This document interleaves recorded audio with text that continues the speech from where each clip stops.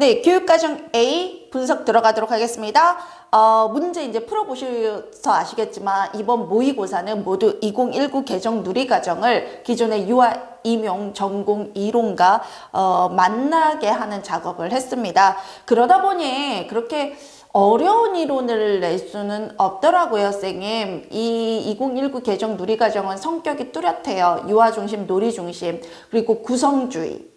예, 근거에서 쓰여져 있어요. 그러다 보니까 그리고 이제 놀이 이론이 중점적으로 들어가고요. 그러다 보니까 여러분들이 기존에 알고 있는 그런 어떤 이론들이 많이 강조가 되지 새로운 뭐라 그러지 굉장히 어렵거나 그런 어떤 다양한 이론이 많이 들어가지는 못하더라고요. 그래서 뭐 선생님들이 이번 문제를 다 처음 풀어보는 문제임에도 불구하고 굉장히 쉽다라고 느꼈을 거예요. 그래서 저도 긴장을 많이 했거든요. 실은 이제 문제를 만들기 전에 과연 이 문제들이 이 기존에 우리가 했던 유아 임용의 이론이나 아니면 문제나 영역들이 2019 개정 누리과정과 만날 때 어떤 식으로 만나게 될 수 있을까? 너무 예상치 못한 범위가 아닐까라고 생각을 했었는데요. 그렇지는 않다라는 결론이 됐습니다. 문제를 만들면서 지문의 유형이나 어떤 내용은 2019 개정 누리과정의 성격을 많이 담을 수는 있지만요. 그 지문과 만날 수 있는 문제는 기존에 우리가 했던 문제들이 나오겠구나. 그런 것들이 2019 개정의 성격에 맞춰서 나오는 거지 뭔가 새롭은 이론이나 아니면 완전히 긴장하면서 올해 도대체 문제가 어떻게 출제될까 이런 염려는 하지 않아도 되겠구나라는 생각이 들었습니다. 자, A부터 분석하도록 하겠습니다. 1번 문제입니다. 다음은 모모 유치원의 자율연수 시간에 교사들이 나눈 대화이다 라고 했고 물음에 답하라 라고 되어 있습니다.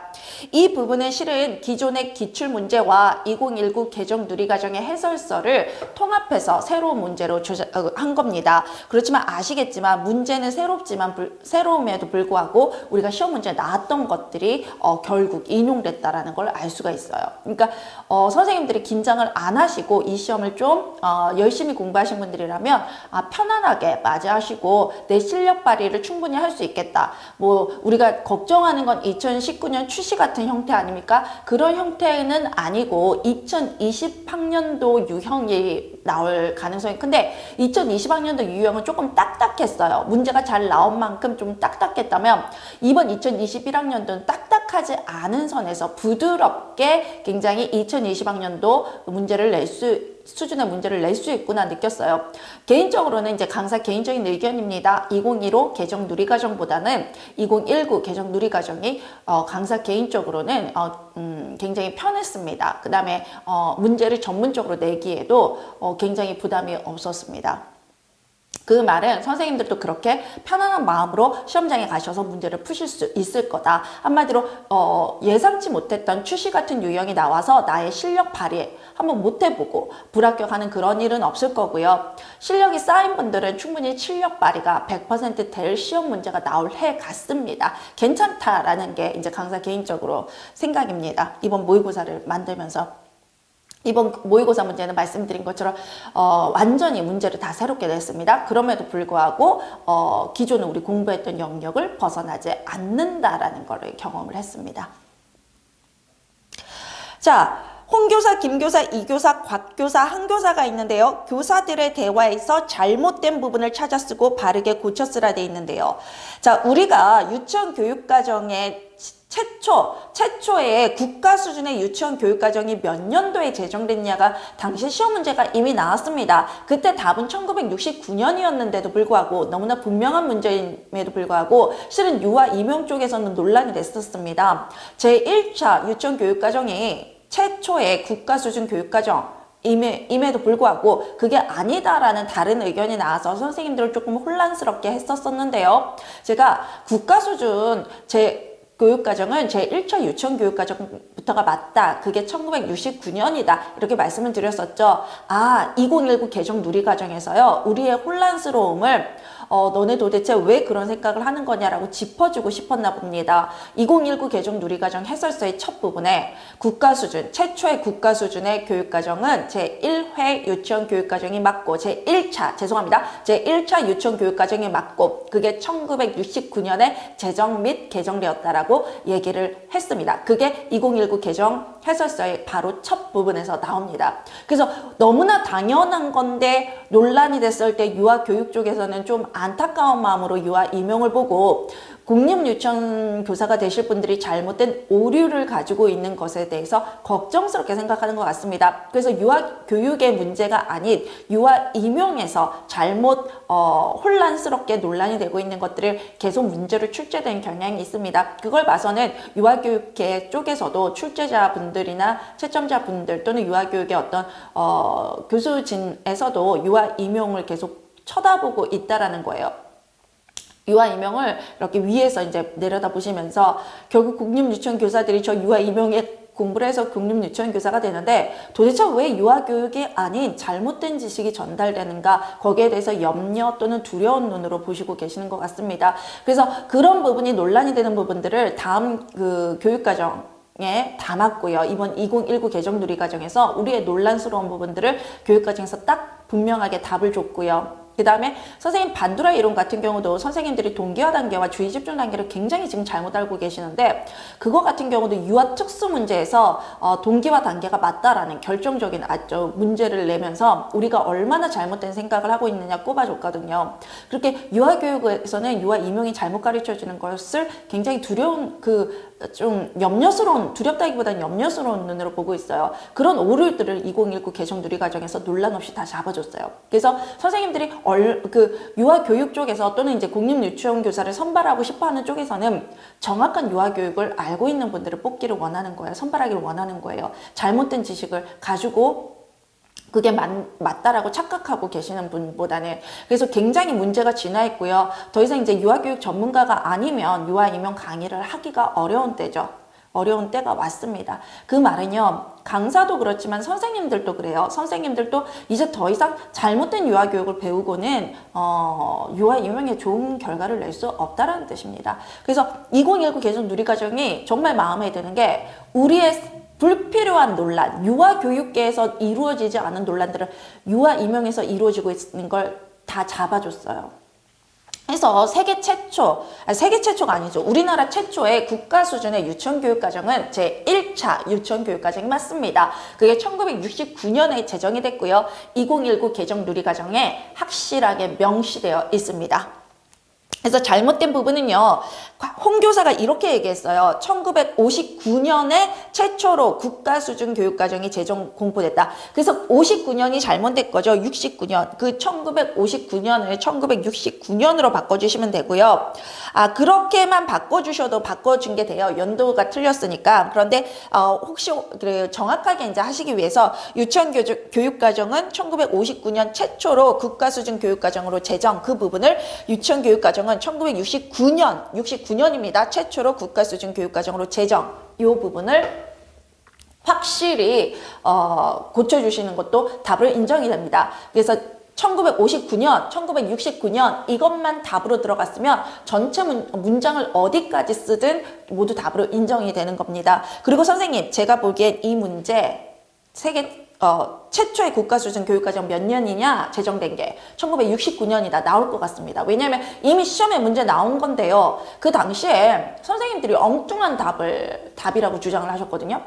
1969년이 아니라 다른 주장을 하신 분들이 있어요. 그래서 이렇게 우리가 너무나 당연한 걸 잘못되게 논란이 될 때 그 문제가 다시 나와요. 그래서 2019 개정 누리과정에서 처음부터 그걸 딱 69년이야. 너는 무슨 얘기를 하는 거야? 이런 식으로 2019년 개정 누리과정을 시작했다라는 건 이번에 문제 아예 처음에 그걸 다시 짚고 넘어갈 수도 있다라는 거예요. 그래서 알아두세요. 연도 중요해요. 1차부터 제1차 최초의 국가수준 교육과정 1969년부터 2019 개정 누리과정까지 그 변천사 시험 문제 나올 수 있다고 그랬죠. 연도 외워주시기 바랍니다. 아셨죠?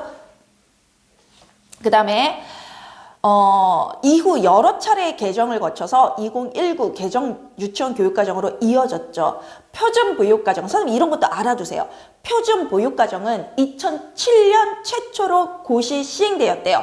이렇게 말씀을 드리면 어머 그 표준보육과정이 뭔데? 이렇게 말씀하실 분들 있잖아요. 표준보육과정은 선생님 뭐냐면 어린이집에서 쓰던 교육과정이에요. 그게 이제 유치원 따로 어린이집 따로 가다가 누리과정부터 만나기 시작한 거죠. 하나로 일원화됐죠. 그 내용이 있어요. 이후 유치원에서는 유치원 교육과정을 어린이집에서는 표준과정을 운영하였으나 그 다음에 기억이 생략이 됐어요. 기억이. 그래서 이 교사가 그런데 뭐라고 얘기했냐면 그래서 니은의 교육과학기술부와 보건복지부는 2011년이에요. 선생님 2011년에 5세 누리과정을 공통과정이라 하면 유치원과 어린이집의 공통으로 가는 과정. 공통의 국가수준 교육과정. 그래서 세계 최초의 공통과정은 몇 년도에 제정됐냐 그러면 2011년이에요. 2011년이고요. 시행된 게 2012년이에요. 그거 잘 알아두셔야 돼요. 2012년부터 유치원과 어린이집에 다니는 5세예요. 처음에 누리과정은요. 공통과정으로 시작되면서 5세만을 대상으로 했어요. 그래서 5세 누리과정이라 했고 그게 2011년에 제정됐고 2012년에 시행됐어요. 선생님 그거 아셔야 돼요. 5세 모든 아이에게 공통으로 시행되게 되었죠. 자 봐요. 이거 시험 문제 올해 나와요. 최초의 국가수준 교육과정은 1969년이고요. 최초의 공통과정 어린이집과 유치원 최초의 공통과정은 뭐예요? 2011년이에요. 2011년 제정된 게 시행은 2012년이고 그리고 2012년에 뭐가 제정이 됐냐면 5세 말고 3, 4, 5세 연령별 3, 5세를 위한 교육보육을 통합한 교육과정인 3, 5세 연령별 누리과정이 나왔어요. 그래서 처음엔 5세부터 했다가 그 1년 뒤에 3, 5세 연령별 누리과정이 나왔는데 이게 2012년에 제정이 됐고요. 시행이 된 거 2013년부터예요. 이후 2015년에 3, 5세 연령별 누리과정의 운영시간이 하루 운영시간이에요. 운영시간이 바뀌었어요. 어떻게 바뀌었냐면 3, 5세에서 3시간에서 5시간, 3에서 5시간에서 4에서 5시간으로 바뀌었어요. 1일 하루 교육시간, 운영시간이 5에서 4에서 5시간으로 바뀌었어요. 그래서 2015 개정 유치원 교육과정이라고 부르기 시작한 거예요. 그 부분 때문에. 그래서 이거 반드시 알아두셔야 되고요. 제가 교육과정 변천사 설명할 때도 말씀을 드렸지만 그때는 전공서의 기본에서 설명을 드렸는데 2019 개정 누리과정에서 아예 첫 부분에 그거를 강조했어요. 제가 변천사 설명할 때 유독 강조했던 부분들을 2019 개정 누리과정 해설서에서도 강조를 하고 왔더라고요. 뭐예요 이게? 전공서에서 중점으로 생각하는 거, 해설서에서 중점으로 생각하는 거 동일하다. 그럼 뭐다? 시험 문제 출제 경향이 출제될 근거가 너무나 확실하다. 나올 거다. 외워라. 이렇게 되는 거죠. 그쵸? 그렇게 되는 거예요. 그 다음에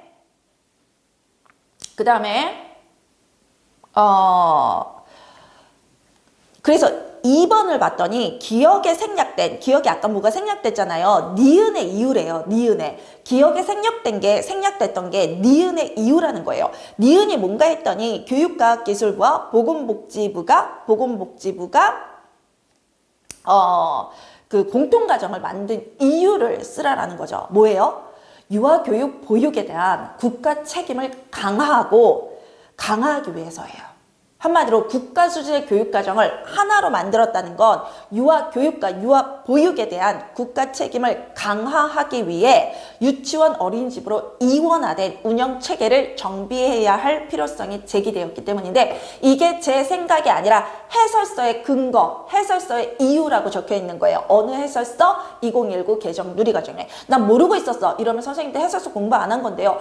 아, 선생님 해설서 공부 안 하시고 시험장에 못 들어가십니다. 그다음에 디귿과 리을에 들어갈 기준. 네, 3호세 연령별 누리과정에서 운영 시간은 3시간에서 5시간이었는데요. 이게 2015년에 4시간에서 5시간으로 바뀌었습니다. 작년에 공부를 하셨던 분이라면 이걸 알고 있고요. 올해 초수라면 2015 부분은 모르셨을 건데요. 알아두시기 바랍니다. 왜? 2019 개정 누리과정에 명시되어 있어요. 지금 제가 하고 있는 부분이 1차부터 시작해서 뭔가 옛날 거라나 이런 게 아니라요. 제가 지금 말씀드리고 있는 이 모든 문제가 2019 개정했었어요. 앞부분에 명시되어 있다는 거예요. 그 다음에 미음에 들어갈 유아교육 혁신 방향의 지향점을 2019 개정 누리과정의 근거에서 쓰라 그랬는데요. 자, 미음 한번 볼게요. 2017년 교육부는 국정과제 구현과 뭐를 위해서 유아교육 혁신 방안을 발표했어요. 이번 2019 개정 누리과정. 선생님 그거 몇 년도? 유아교육 혁신 방안이 몇 년도라고? 2017년. 이거 외우셔야 돼요. 2017년에 유아교육 혁신 방안을 발표했어요. 발표하였죠. 이번 2019 개정 누리과정은 유아교육 혁신 방안의 주요 내용을 반영해서 개정되었고요. 그렇다 하면 미음에 생략된 게 뭐라는 거죠? 이것도 해설서에 나와 있어요.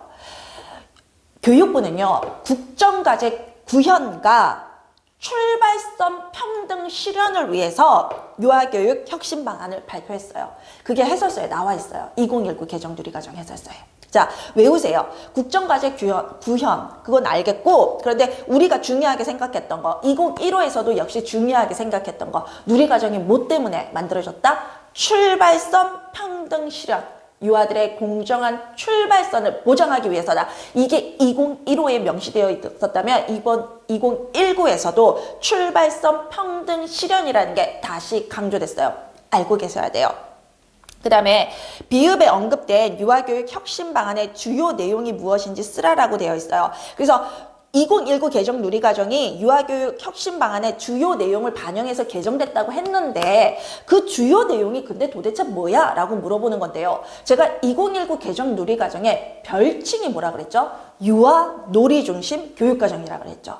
그쵸?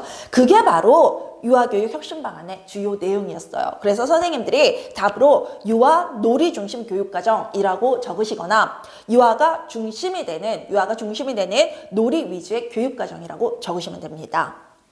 모두 2019 개정 누리과정 해설서를 근본으로 해서 문제를 만들었습니다.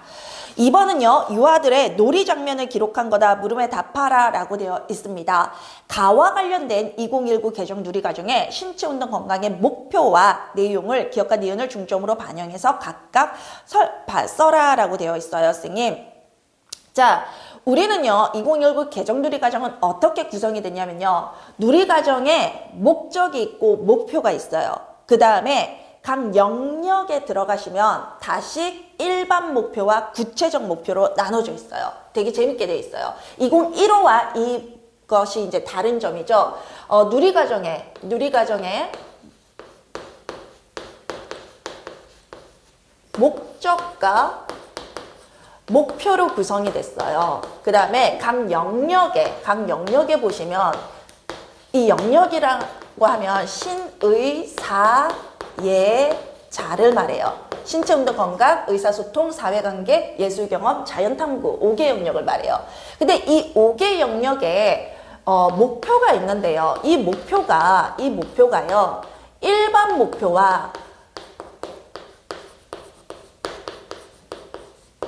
세부 목표로 나눠져 있어요. 그 다음에 내용 범주가 있고요. 이 내용 범주 밑에 내용이 구성되어 있죠. 그런데요, 이 내용 범주가 이 세부 목표랑 만나게 되어 있어요.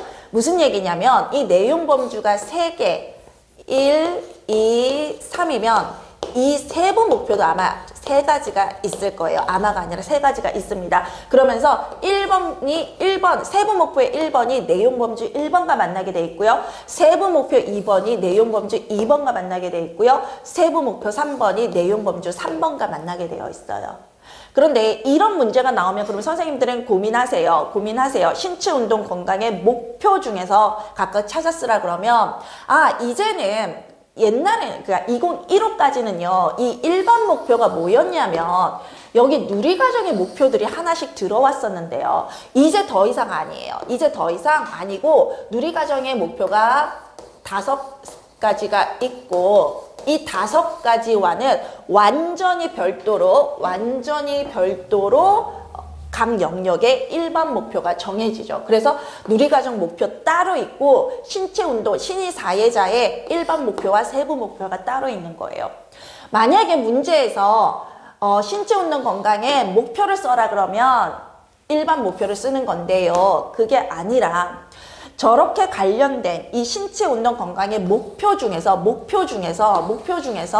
그 어떤 부분과 관련된 목표나 내용 범주 내용을 쓰라 그러면 이걸 묻는 게 아니라 이 중에서 찾으라는 거예요. 이 중에서. 그래서 만약에 어떤 그 지문에 나온 부분이 내용범주 1과 관련이 되어 있는 거라면요, 선생님. 내용범주 1과 관련된 거냐면 여기 이 세부 목표 1번을 말하는 거고요. 묻는 거고요. 내용범주 3번과 관련된 거면 세부 목표 3번과 관련이 되어 있어요. 그래서 어떤 지문이 나오고 관련된 내용범주나 내용을 찾고 그 다음에 목표를 찾으라 그러면 이 세부 목표 중에서 찾으시는 거고요. 그게 아니라 그냥 일반적으로 신체운동 건강에 목표를 써라 라고 하시면 일반 목표를 쓰시면 되는 거예요. 이제 이렇게 암기를 하셔야 되게 바뀌었죠. 이 문제 같은 경우도 이번에 1번 문제 같은 경우도요. 가와 관련된 2015 개정 누리과정의 신체운동 건강의 목표와 내용을 기억과 니은을 중점적으로 반영해서 각각 쓰라라는 건 가와 관련된 신체운동 건강의 목표라면 세부 목표 중에서 찾아야 되는데 어떻게 찾냐? 내용 범주를 먼저 찾아야 된다는 거예요. 한마디로 내용 범주를 찾아서 그 내용 범주에 맞는 세부 내용을 쓰고 그 내용 범주 안에서 관련 내용을 찾았으라 이 뜻이에요. 자, 가 한번 볼게요. 3세 미나가 종이 벽돌을 이어 길을 만들고 그 위에 교통 표지판과 자동차를 일렬로 놓는다라고 되어 있잖아요. 만들어진 길을 바라보다 갑자기 팔이 움직이는 사람 모형 2개를 가져와서 팔 한쪽을 반복적으로 들어 올리고 내리며 조심조심 지나가요. 자동차들은 우리가 건너면 지나가세요 라고 흥얼거리고 있죠. 자, 보세요. 제가 가와 관련된 걸 찾으라 그러면서 기억과 니은을 중점적으로 반영하라 그랬어요. 기억이 교통 표지판이에요. 니은이 조심조심 지나가요. 자동차들은 우리가 건너가면 지나가요. 이런 거거든요.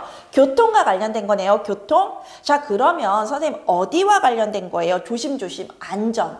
교통 안전과 관련된 내용이잖아요. 지금 이 가가 기억 니은을 중점적으로 더 봤을 때 그러면 2019 개정 누리과정 신체운동 건강에 어떤 세부 내용 범주 중에 안전한 생활 습관을 기른다가 있습니다. 안전한 생활 습관을 기른다, 안전하게 생활하기가 있습니다. 죄송합니다. 안전하게 생활하기가 있고요. 그 안전하게 생활하기 밑에 교통안전규칙을 지킨다가 있죠. 내용. 그래서 내용 범주를 찾으라 그러면 안전하게 생활하기인 거고 목표를 찾으라 그러면 이 안전하게 생활하기에 관련 목표인 안전한 생활 습관을 기른다는 거고 그리고 내용은 교통안전규칙을 지킨다가 되겠죠. 그래서 답은 뭐가 됩니까? 답은 1번은 목표가 되는 1번 목표는요. 안전한 생활습관을 기른다 이고요. 2번의 내용은요. 뭡니까? 교통안전규칙을 지킨다가 문제가 되겠죠. 답으로 되겠죠. 그 다음에 2번 보시겠습니다. 다음은 가의 기억에서 교통표지판에서 기억에서 미나가 사용한 교통표지판이다. A, B, C, D, E에 각각 해당하는 교통용어를 쓰라 그랬는데 제가 분명히 교육부 자료 해석할 때 그 다음에 7대 안전과 관련된 내용 할 때 이 주요 교통표지판 다 암기하셔야 되고요. 그 중에 어떤 게 나올지 모르기 때문에 선생님들이 짚어서 몇 개 뽑아서 하시면 안 되고 전체 내용을 다 암기를 하세요. 이렇게 말씀을 드렸어요. 그 중에서도 가장 나오기 쉬운, 가장 이제 출제 빈도가 높은 교통표지판 5개를 드렸고요. A가 보행자 전용 도로를 말해요. 그 다음에 B가 횡단보도를 말하고요. C가 어린이 보호고 D도 어린이 보호예요. 그래서 C와 D가 모두 어린이 보호라는 거 알고 계시고요. 그 다음에 E가 자전거 횡단 도를 말하는데 그 마크 안에는 자전거 횡단만 들어가요. 그래서 선생님들이 문제에서 유의하셔야 될 것도 저 교통 표지판에 명칭을 쓰라 그러면 이 같은 경우는 자전거 횡단도예요. 그런데 그 표지판 안에 들어가는 그 용어만 쓰라 그랬잖아요. 그 글자만. 그렇기 때문에 자전거 횡단도가 아니라 마크 안에, 교통 표지판 안에는 자전거 횡단만 들어가 있거든요. 그래서 답은 자전거 횡단까지만 써야 답이고요. 자전거 횡단도를 쓰시면 틀려요. 걔는 교통 표지판의 이름이 자전거 횡단도는 맞지만 우리가 써야 할 답은요. 그 교통 표지판 안에 이런 교통 표지판 안에 여기에 무슨 글자가 들어가냐 이거든요. 그래서 이거의 명칭이 자전거 횡단도는 맞지만 여기 안에만 들어가는 글자를 보면 자전거 횡단까지이기 때문에 거기까지만 답으로 적으셔야 되고요. 이게 제가 내는 스타일이 아니라 실제 기출에서 그렇게 나와가지고 선생님들이 교통 표지판 이름을, 명칭을 알고 있으면서도 불구하고 여기 안에만 들어가야 되는 걸 쓰지 않고 전체 명칭을 쓰면서 오답 처리된 적이 있어요. 알면서 틀린다는 게 그런 경우거든요. 그래서 문제를 잘 익히세요. 쓰라는 답을 써야 돼요. 문제에서 요구하는 답을 써야 돼요. 교통 표지판의 명칭 전체를 쓰라 그랬으면 명칭을 쓰는 게 맞고요. 여기 안에 들어가는 용어까지만 쓰라 그랬으면 그 용어만 정확히 써야지 교통 표지판의 명칭을 쓰면 안 돼요. 같은 얘기 아니냐? 같은 얘기 아니에요. 알면서도 틀리고 실력자도 떨어뜨리고 요것도 시험 상황에서 보고자 하는 거예요. 왜냐하면 그 사람의 성향을 볼 수 있거든요. 꼼꼼하게 하나씩 짚어가시는 분입니까? 아니면 아니면 조금 이제 문제에 대한 어떤 성급한 성격을 가지신 겁니까? 또는 이제 그 시험 상황에서 긴장을 하십니까? 안 하십니까? 이걸 보는 것도 시험이에요. 실은 우리가 어떤 문제 상황을 만났을 때요. 긴장하지 않고 평상심을 가지고 문제를 해결하는 것도 그 사람의 능력이거든요. 실제로 우리가 유아들과 생활할 때 그런 능력이 굉장히 필요해요. 그쵸? 그러니까 시험 상황에서 혼란스를 느끼지 않고 긴장하지 않고 평상심으로 문제를 풀어내서 당신의 실력 발휘를 할 수 있습니까? 이걸 물어보는 것도 이 시험의 목적이 되는 거예요. 그리고 이런 문제가 바로 여러분들 지식 수준과 상관없이 여러분들의 시험에 임하는 태도나 문제 상황에 임하는 태도를 파악하기 좋은 문제거든요. 그래서 유사 답안으로 처리되지 않아요? 이렇게 물으시는데 글쎄요. 더 이상 유사 답안을 채점되는 분위기 아니에요. 요즘은 워낙 실력자들이 많기 때문에 100% 답만을 인정하는 추세고요. 유사 답안 이런 거 좀 인정이 안 되는 추세이기 때문에 그냥 유사 답안은 없다 하고 100% 정확하게 문제가 요구하는 답을 꿰뚫는 실력을 기르시기 바랍니다. 3번이 하이스코프 프로그램에서 제시한 지식의 유형 중 니은과 관련된 지식의 유형이 무엇인지 써라 라고 되어 있는데요. 자, 니은이 선생님 뭐냐면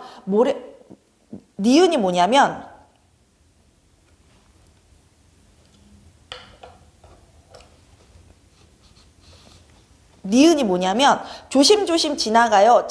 자동차들은 우리가 건너면 지나가요. 그러면 조심조심 지나가는데 자동차보다 사람이 먼저 지나간다. 그래서 자동차들을 사람이 지나갈 때까지 기다려야 된다. 이런 건 선생님 물리적 지식, 사회적 지식, 논리, 수학적 지식 중에 어딥니까? 우리 사회가 정한 규칙이기 때문에 사회적 지식에 해당이 되죠. 자, 자동차들은 사람이 건너면 지나갑니다는 우리 사회 문화에서 우리가 만든 규칙이기 때문에 사회적 지식에 해당이 됩니다. 그런데 하이스코프 프로그램에서 제시한 지식의 유형은 뭐예요, 선생님? 제가 이렇게 말씀드렸어요. 피아제의 지식의 유형을 그대로 쓰고 있는 것이 하이스코프 프로그램, 그 다음에 까미 드브리스 프로그램이다. 그래서 피아제가 주장한 지식의 유형과 하이스코프 프로그램이 주장한 지식의 유형과 까미 드브리스 프로그램이 주장한 지식의 유형은 같다 라고 말씀드렸고 그게 뭡니까? 물리적 지식, 사회적 지식, 논리 수학적 지식. 그래서 답은 사회적 지식. 자, 쿠퍼와 카이거의 문식성 발달 단계에 따른 쓰기 발달 중 디귿이죠, 선생님. 디귿. 나에 있는 게 디귿인데 디귿이 해당하는 유형을 쓰고 그 이유를 설명하라 되어 있습니다. 그 이유를 쿠퍼 카이거의 문식성 발달 단계는요, 세 가지로 나눠요. 발생적 문식성, 초기 문식성, 독자적 문식성.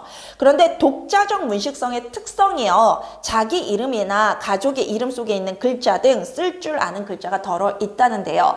디귿의 시연이를 보면요, 모래바닥에 나뭇가지로 자신의 이름과 아빠의 이름을 쓴다거든요. 그래서 자신의 이름, 엄마 아빠의 이름, 가족의 이름을 쓰는 거 모두 독자적 문식성에 들어갑니다. 그래서 답은 해당하는 유형은 독자적 문식성이고요. 그 이유를 설명하라라고 되어 있죠. 기억에서 시연이는요, 자신의 이름과 엄마 아빠의 이름을 쓰고 있는데 자신의 이름이나 가족의 이름 속에 있는 글자 등 쓸 줄 아는 글자가 덜어 있는 단계는 독자적 문식성에 해당하는 단계이다. 이렇게 설명을 하시면 됩니다. 그래서 설명을 하실 땐 정확하고 침착하고 이 문제를 모르는 사람도 답을 알 수 있을 정도로 자세하고 분명하고 명료하게 서술하시기 바랍니다.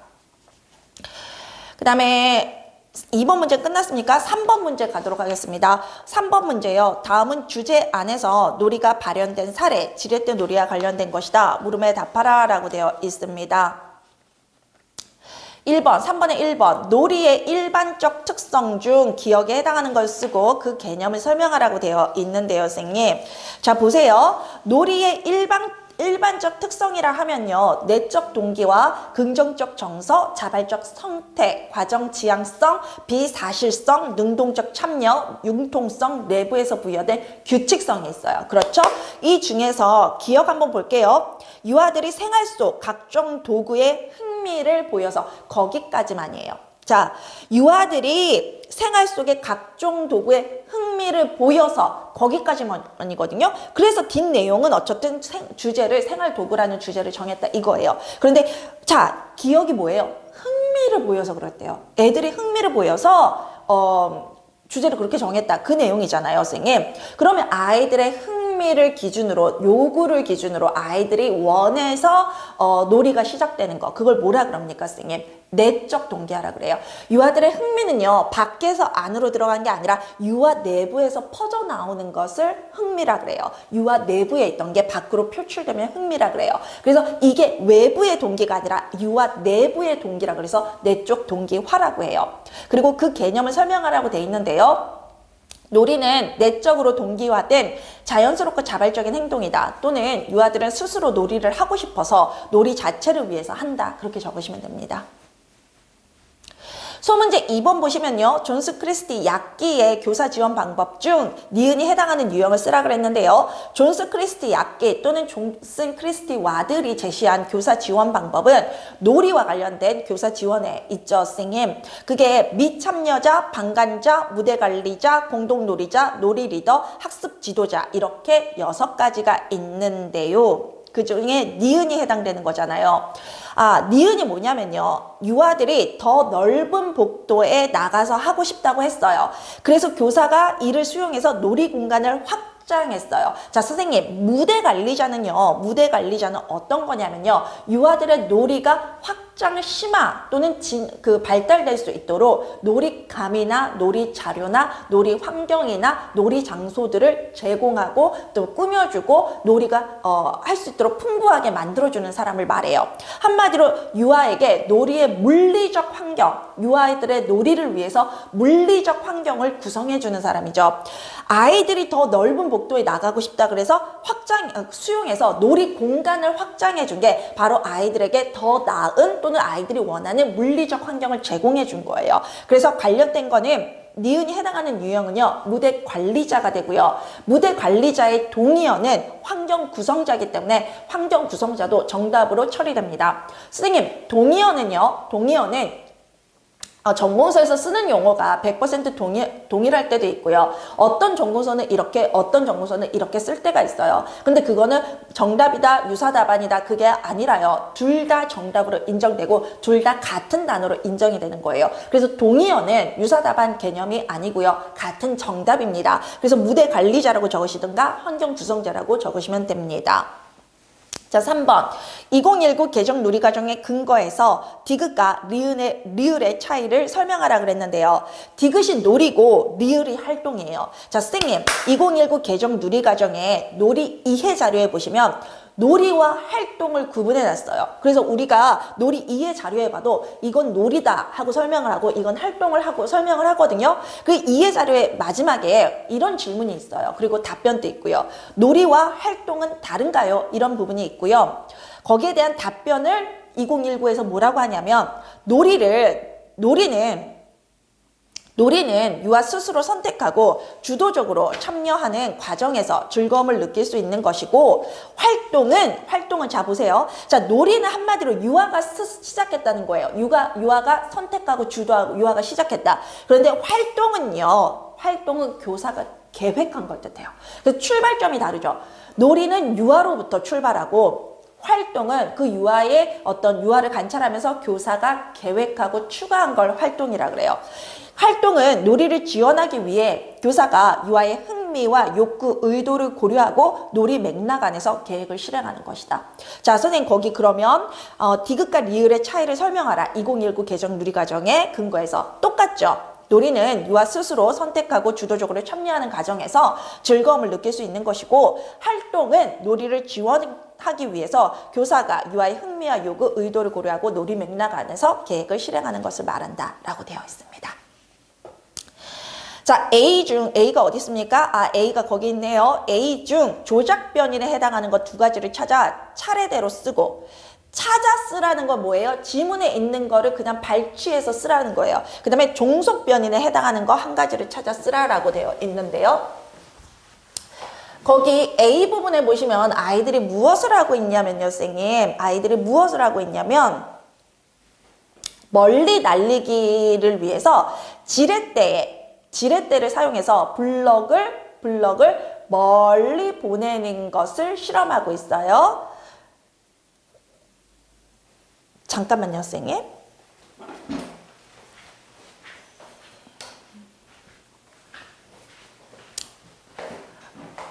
네.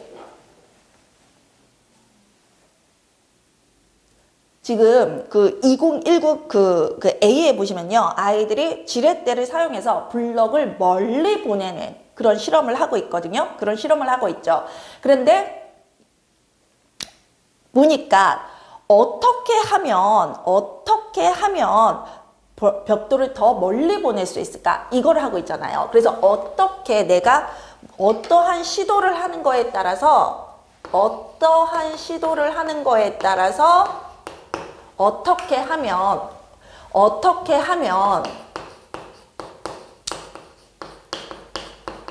어떤 결과가 나오냐, 이것에 대해서 아이들이 하고 있죠. 한마디로 내가 이런 지렛대를 사용해서 여기다 물건을 놓고 여기에 아이가 올라가서 물건을 쑥 하고 던지면 블럭이 어떻게 하면 더 멀리 날아갈까? 요거를 보고 있잖아요. 그런데 어떻게라는 게 아이가 변화무쌍하게 다양한 방법으로 시도하는 거죠. 이게 조작 변인이에요. 여기에서는. 그래서 아이가 여러 가지 다양한 시도를 해볼 수 있잖아요. 블럭을 멀리 던지기 위해. 그게 조작 변인이고요. 이 조작 변인의 결과로 블럭이 어떻게 날아간다가 종속 변인이에요. 종속 변인. 그럼 이 아이들, 사례 속 아이들이 이 블럭을 멀리 보내기 위해서 어떤 시도들을 했는지 한번 찾아볼까요? 유아들은 블럭을 멀리 보내기 위해서 지렛대에 가하는 힘이 세야 함을 알게 되었어요. 그러면 지렛대에 가하는 힘, 현수가 살살 뛰면 벽돌을 내가 바로 잡지, 멀리서 뛰어오면 벽돌이 더 멀리 날아가. 그래서 살살 뛰고 멀리 뛰고에 따라서 지렛대에 가하는 힘이 달라지잖아요. 그 지렛대에 가하는 힘에 따라 블럭이 날아가는 거리가 달라지죠. 그래서 조작 변인 하나가 지렛대에 가하는 힘이에요. 그 다음에 또 밑에를 보면 유아들을 지렛대, 받침대의 높이에 따라 블럭이 날아가는 거리가 달라짐을 발견했대요. 유아들은 시행착오를 거쳐서 블럭을 날려보내기에 가장 적절한 높이의 받침대 개수를 찾았대요. 한마디로 이 받침대에 몇 개를 쌓냐, 이 받침대에 몇 개를 쌓냐에 따라서 또 날아가는 거리가 달라졌다는 거예요. 그럼 또 하나의 조작 변인이 뭐예요? 지렛대 받침대의 높이죠. 그쵸? 지렛대 받침대의 높이. 그거에 따라서 블럭이 날아가는 거리가 다르죠. 그래서 조작 변이는 지렛대에 가하는 힘, 그 다음에 지렛대 받침대의 높이이고요. 그 다음에 종속 변이는 블럭이 날아가는 거리, 이게 되는 거예요. 그 A 중에서는요. 그 다음에 5번 피아제의 도덕성 발달 단계가 나왔는데 미음이 해당하는 단계를 쓰고 그 이유를 설명하라 돼 있어요. 일단 피아제의 도덕성 발달 단계라고 하면 너무 쉽죠, 선생님. 전 도덕성, 타율적 도덕성, 그 다음에 자율적 도덕성, 이 세 가지잖아요. 미음이 교사와 유아들은 교실 안에서 지렛대 노릇이 지켜야 할 약속과 놀이 방법에 대해서 이야기 나누었대요. 그리고 서로 이야기를 나눈 다음에 약속을 정했네요. 그쵸? 서로 아이들이 토의해서, 교사와 유아들이 토의해서 어떤 문제의 어떤 약속을 정한 거, 어디에 해당이 됩니까? 자율적 도덕성이죠. 그 이유는요, 미음의 교사와 유아들은 이야기 나누기를 통해 놀이 규칙을 만드는데 이는 모든 규칙은 구성원의 합의와 조정에 의해 만들어지고 바뀔 수 있다고 생각하는 자율적 도덕성에 해당하기 때문이다 라고 설명을 하시면 됩니다. 그래서 관련 내용은 그렇게 보시고요. 그 다음에 4번 문제 보도록 하겠습니다. 4번 문제가요. 만 3세 유아들의 오전 놀이 시간을 묘사한 것이다. 물음에 답하라 라고 되어 있습니다. 오르프 악기 중 기억에 해당하는 유형을 쓰라 그랬는데요. 선생님, 오르프 악기의 유형은요. 목소리, 신체 타악기, 무선율 타악기, 선율 타악기, 그 외 리코더와 현악기가 있어요. 그런데 거기 기억이, 지문에 나오는 기억이 뭐냐면 코끼리 코 악기예요. 코끼리 코 악기가 뭐냐면요, 유아용 실로폰이에요. 알고 계시죠? 코끼리 코 악기. 유아용 실로폰인데 이렇게 코끼리 코처럼 생겼는데 코끼리 코가 요런 칸막이가 있잖아요. 요런 칸막이처럼 실로폰을 이렇게 둔 거예요. 그래서 아이들이 요 코끼리 코를 연주할 때마다 실로폰, 그러니까 실로폰인데 모양을 코끼리 코 모양으로 만들어 놓은 거예요. 유아들의 흥미를 하기 위해서. 그럼 실로폰은 오르프 악기 중 어디에 해당이 돼요? 자, 선율 타악기죠. 선율이면 도레미파솔라시도 음높이가 있다라는 거예요. 그런데 이 음높이를 탕탕 채로 두드려서 내기 때문에 타악기가 된 거예요. 음높이를 우리는 가락을 선율이라고 하죠. 그래서 선율을 만들 수 있는 타악기라 그래서 오르프 악기 중에서 가장 특징적인 게 실로폰이고요. 바로 이 선율 타악기입니다. 그래서 답은 선율 타악기고요. 오르프 악기의 유형을 모른다고 하시더라도 교육부 자료, 국악과 관련된 교육부 자료에 이것이 바로 그 선율 타악기가 그 악기의 유형, 구분하는 어떤 유형으로, 구분선으로 나오거든요. 그래서 답은 선율 타악기, 어렵지 않게 맞추셨을 것 같고요. 그 다음에 2번, 4번에 2번을 좀 별표하고 보셨으면 좋겠는데 맥쿤의 상징놀이 발달 단계가 있어요. 맥쿤의 상징놀이 발달 단계는 우리 시험에서 나오지는 않았지만 유아 특수에서 나왔었고요. 전 상징적 단계, 자기 가작화 단계, 타인 가작화 단계, 결합적 가작화 단계, 위계적 가작화 단계가 있어요. 그런데 니은에 보시면 실로폰 채가 수영장 미끄럼틀을 걸어 나오는 흉내를 내며 라고 되어 있죠. 얘들이 지금 실로폰 채를 뭐로 본 거예요? 수영하는 사람이라고 본 거죠. 그쵸? 수영하는 사람이 수영장 미끄럼틀을 걸어 나오는, 마치 실로폰 채가 실제 사람이 되어서 스스로 수영장 미끄럼틀을 걸어 나오는 흉내를 낸 거잖아요. 그게 바로 위계적 가작화예요. 위계적 가작화의 대표적인 예가 인형을 악이나 사람으로 대용해서 쓰면서 그 인형이 스스로 걸어가는 것처럼 이렇게 인형의 다리로 옮겨주는 거거든요. 그게 위계적 가작화의 대표적인 예거든요. 얘가 지금 인형 대신 실리폰체를 사용해서 실리폰체를 사람이라고 생각해서 사람이 수영장 미끄럼틀을 스스로 이렇게 걸어 나오는 흉내를 낸 거예요. 그래서 답은 위계적 가작화고 그 이유는요. 니은에서 은지는 실로폰 채가 사람처럼 수영장 미끄럼틀을 걸어 나오는 흉내를 내고 있는데 이처럼 대체물을 사용하거나 사물이 마치 스스로 행동하는 것처럼 가작화하는 단계는요. 위계적 가작화에 해당하기 때문입니다.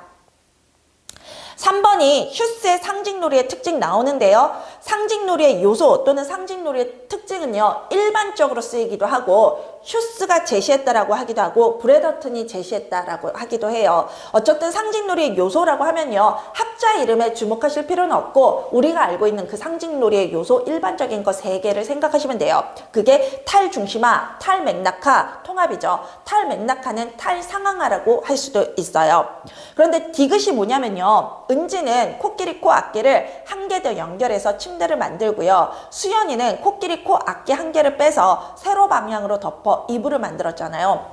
은지와 수연이가 코끼리 코 악기를 하나는 침대로 썼고요, 하나는 이불로 썼어요. 원래는 실로폰 악기인데 그게 아니라 침대나 이불로 썼죠. 사물을 가작하는 거, 사물을 다른 용도의 사물로 쓰는 거, 뭐죠? 상징놀이의 특징 중에 탈맥락화 또는 동의어로 탈상황하죠. 그래서 정확하게 탈맥락화, 탈상황화가 답으로 됩니다. 선생님, 답은요, 이 동의어 2가지를 다 적을 필요가 없고 둘 중에 하나만 적으셨으면 당연히, 너무나 당연히 답반 처리가 됩니다. 4번 보시겠습니다. 호웨스와 매더스의 5가지 사회적 놀이 유형이 나오고 있습니다. 가의 은지와 수연이의 놀이가 해당하는 유형을 쓰라 그랬는데요. 호웨스와 매더스 이론이 작년에 나왔어요. 그런데 5가지 사회적 놀이 유형만 알고 계시는 분들은 틀렸어요. 왜냐하면 호웨스와 매더스 이론은요, 사회적 놀이 유형 5가지가 있고 거기에 2가지가 더 더해져서 평가 척도, 놀이 척도, 놀이 평가 척도로 사용되기도 해요. 그쵸? 그래서 제가 7가지를 통으로 외우시되 5가지는, 위에 5가지는 사회적 놀이 유형에 속하고 그 다음에 1번부터 7번까지는 평가 척도에 속한다. 통으로 외워서 그렇게 분리된다는 걸 알아두셔라 라고 작년 계속 그렇게 강의를 했는데 작년에 바로 그 평가 척도에서 나왔거든요. 그래서 사회적 놀이 유형만 알고 계신 분들은 답을 실제로 못 적으셨죠. 못 적으셨죠. 그런데 자, 이 문제는 5가지 사회적 놀이 유형이라 그러면 그 7가지 중에서 2가지를 제외하라는 거예요. 그쵸? 그쵸? 빼라는 거고, 그럼 5가지 중에서 뭐냐? 병행놀이, 호의적 병행놀이, 단순 사회적 놀이, 보충적 놀이, 상호 호혜적 놀이 중에서만 고르라는 거예요. 가장놀이 빼고, 가장놀이는 평가 척도에만 들어가니까. 그래서 놀이 유형이라고 했고, 또 여러분들이 혼란이 오실까봐 5가지라고 분명히 말씀드렸어요. 가의 은지와 수연이의 놀이가 해당하는 유형인데요. 자, 사회적 놀이 유형은 은지라는 아이, 수연이라는 아이가 둘이 어떻게 얼마나 친밀하게 상호작용하고 있나를 보면 돼요. 우리 은지와 수연이는 계속 얘기를 같이 하면서 서로 같은 놀이를 하고 있고요. 어떤 문제점이 생겼거나 또는 어떤 새로운 아이디어가 필요할 때 둘이 토의해서 정하고 있어요. 그렇죠?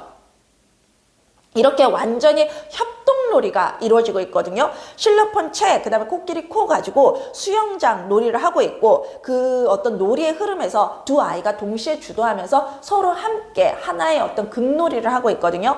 이거는 협동, 아이들이 충분히 협동하고 있다라고 봐야 되고요.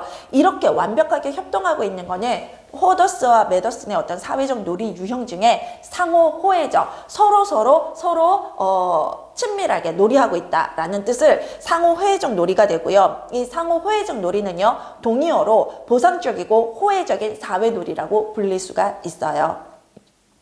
5번이 NSES인데요. 선생님, 이런 식으로 문제 나온 적이 있으니까 제가 외워두시라고 말했어요. NSES는 전미과학교육협회예요. 전미과학교육협회고요.